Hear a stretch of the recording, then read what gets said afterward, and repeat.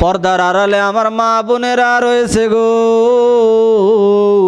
ও মা, আপনাদের পেট থেকে কত সুন্দর সন্তান জন্মগ্রহণ করলো। ও মা, আপনার এই সন্তানকে যদি একটা বার হাফেজিয়া মাদ্রাসায় দিতে পারেন গো মা, ওই সন্তানকে যদি আপনি একবার কোরআনের শিক্ষা দিতে পারেন, তাহলে ওই কোরআনুল কারীম একদিন ওই সন্তানকে ইসলামের পথে নিয়ে আসবে। বলুন আল্লাহু আকবার। যার বাস্তব প্রমাণ আমি নিজের ভাই।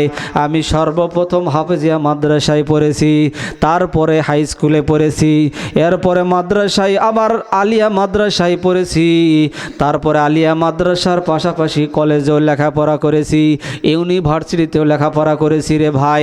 আমি যখন ক্লাস 8-এ পড়তাম তখন থেকে আমি টিউশনি করাতাম। আমি একটা অত্যন্ত গরিব ঘরে একটা সন্তান, আর গরিব ঘরে জন্মগ্রহণ করলে যে কত কষ্ট হয় সেটা মনে হয় আমিও একটু জানি।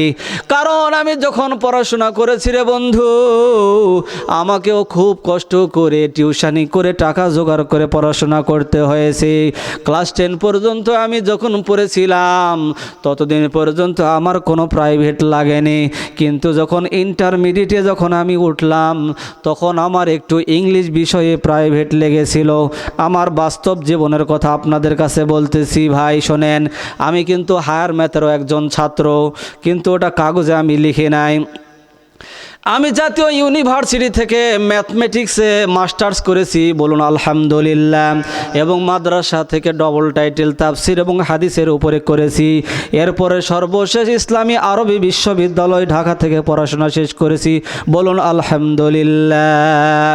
ভাইজানেরে আমার, আমি জেনারেল লাইন এবং মাদ্রাসা লাইন দুই লাইনে যখন পড়াশোনা করলাম, এক সময় আমার মনে হয়েছিল যে আমি একটা বিমানের পাইলট হয়ে যাব, এটা আমি মনে করেছিলাম।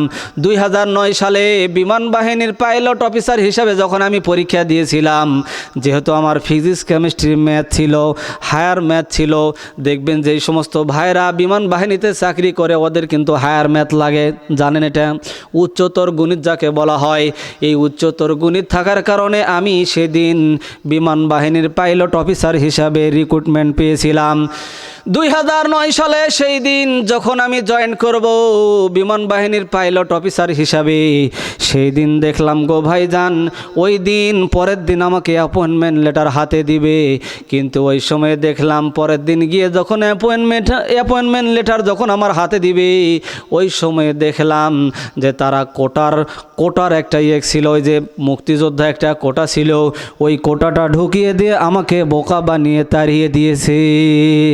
আমার কার্ডটা আরেকজনের হাতে দিয়ে রে ভাই, আমাকে সেখান থেকে দূর দূর করে তারা তাড়িয়ে দিয়েছিল। ওই দিন থেকে নিয়ত করেছিলাম, আল্লাহ, জীবনে আর কোনো দিন চাকরিতে অ্যাপ্লাই করব না। আল্লাহর কসম, আল্লাহ, এই জীবনে আমি আর কোনো দিন চাকরি করব না। ওই যে রে ভাই, জীবনে হাফেজিয়া মাদ্রাসায় পড়ার কারণে, আল্লাহর কোরআন দিলের মধ্যে থাকার কারণে মনে হয় আল্লাহ রব্বুল আলামিন আজকে আমাকে দ্বীনের খাদেম বানাইয়া দিয়েছে, বলুন আল্লাহু আকবার। এটা আমি আমার জীবনে বিশ্বাস করি যে কোরআনুল কারীম আমার সিনার মধ্যে থাকার কারণে, মায়ের দোয়া থাকার কারণে আমি দেখেছি আমার মা আমি যখন ছোট্ট ছিলাম, আমার মা আমাকে জোর করে হাফেজিয়া মাদ্রাসায় নিয়ে যেত। ভাই